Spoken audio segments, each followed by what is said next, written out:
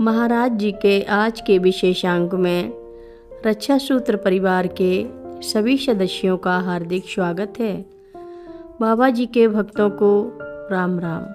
यह वार्ता मुख्यमंत्री और आबकारी आयुक्त के मध्य हुई थी। अयोध्या नाथ को बहुत बाद में इसका पता चला।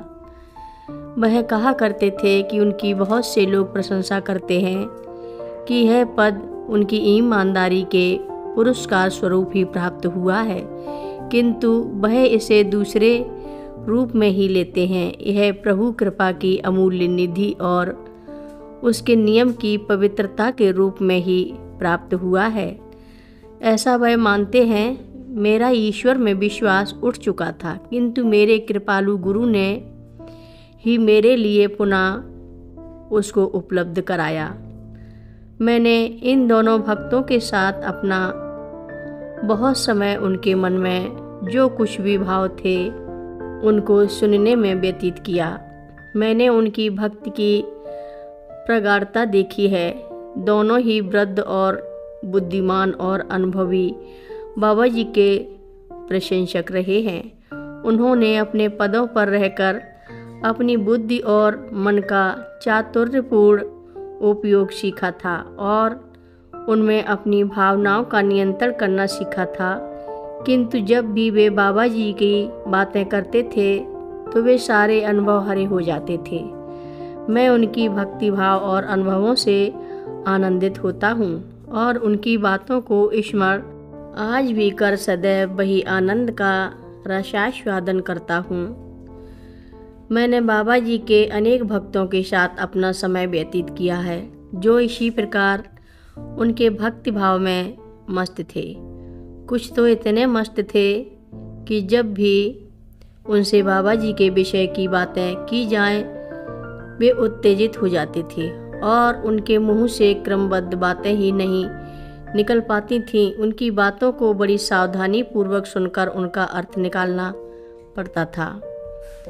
उनमें से कुछ ऐसे भी भक्त थे जो अपनी भावनाओं पर नियंत्रण रख सकते थे, किंतु किसी तरह बाबा जी के प्रति भक्त और प्रेम उनमें कम नहीं था। ऐसे लोगों में से मैं श्री डॉक्टर जयदेव सिंह को कभी भूल नहीं सकता हूँ। बाबा जी के कैंची आश्रम में प्रवास के अंतिम दिनों में डॉक्टर जयदेव सिंह उत्तर प्रदेश के राज्यपाल के रूप में नियुक्ति हुई थी। उन्होंने मेरी उपस्थिति में 3 बार बाबा जी के दर्शन किए। उन्होंने मुझे और इंदर को नैनीताल स्थित राजभवन में आमंत्रित किया था।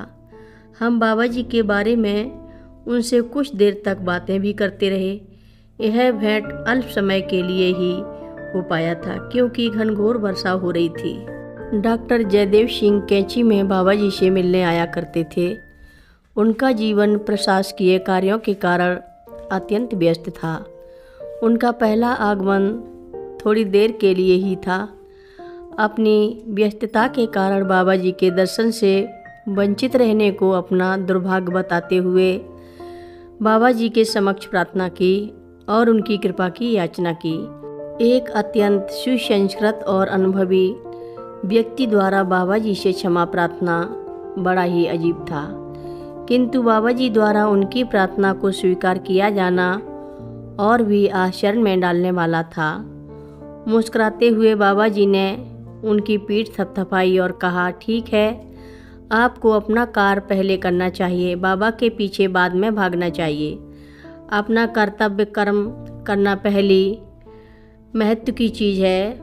उनका दूसरा आगमन मेरे लिए इसलिए महत्वपूर्ण नहीं है कि मुझे गालियाँ मिली और वे क्रोधित भी हुए, वरन एक नवीन अनुभव के लिए भी यह महत्वपूर्ण हो गया। उनके कार्यकाल में बड़े राजनीतिज्ञ बाबा जी के पास नहीं आया करते थे, फिर भी बाबा जी अपने कमरे और मंदिर के प्रांगण की सफाई के प्रति इतने सावधान नहीं रहते थे और न ही अपने कमरे के चारों ओर लोगों के आवागमन को नियंत्रित करने के प्रति सजग थे। कथा लंबी है। आगे की कथा सभी भक्तों को अगले भाग में सुनाएंगे। हर रोज महाराज जी की कथाएं सुनने के लिए सभी भक्तों का धन्यवाद।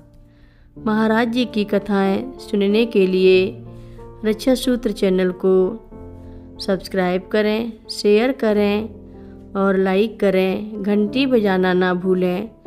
कमेंट बॉक्स में लिख भेजें, जय नीव करोरी बाबा जी महाराज। सभी भक्त मिलकर बोलो, नीव करोरी बाबा जी महाराज की जय बोलो। सिद्धि माता की जय बोलो। कैची धाम की जय बोलो।